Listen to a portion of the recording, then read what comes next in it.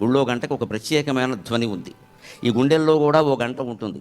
దాన్ని అనాహత చక్రం అంటారు యోగశాస్త్ర పరిభాషలో. అనాహతాబ్జనిలయ శ్యామాభావదనద్వయ అని అమ్మవారిని వర్ణిస్తారు లలితా సహస్రంలో. అనాహతాబ్జనిలయ శ్యామాభావదనద్వయ. అక్కడ 2 ముఖాలతో అమ్మవారు ఉంటుంది. 2 ముఖాలంటే అర్థం అక్కడ రక్తం ప్రసరిస్తుంది. రక్తంలో 2 కణాలు ఉంటాయి, తెల్ల కణాలు, ఎర్ర కణాలు. అది విషయం అక్కడ. అందుకని అమ్మవారికి 2 ముఖాలు ఉంటాయని పరవాన్న ఉదానికి పులిహోర ఉదానికి పెట్టేసి మనం పారిపోవడం కాదు అక్కడ.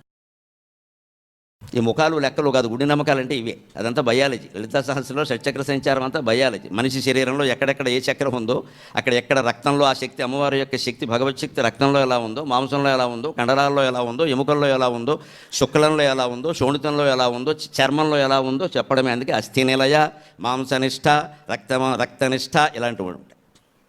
అది స్పష్టంగా ఉంటుంది. అంచేతన అలాగా అనాహతాబ్జనిలయ.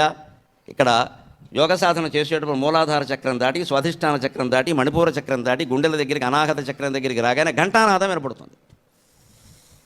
ఆ ధ్వనికి బయట వినిపించేటువంటి ధ్వనే గుడిలో గంట. అంటే గుడిలో గంట కొడితే వినపడుతుంది, గుడిలో గంట కొడితే మోగుతుంది, గుండెల్లో గంట కొట్టకుండానే మోగుతుంది. అది తేడా.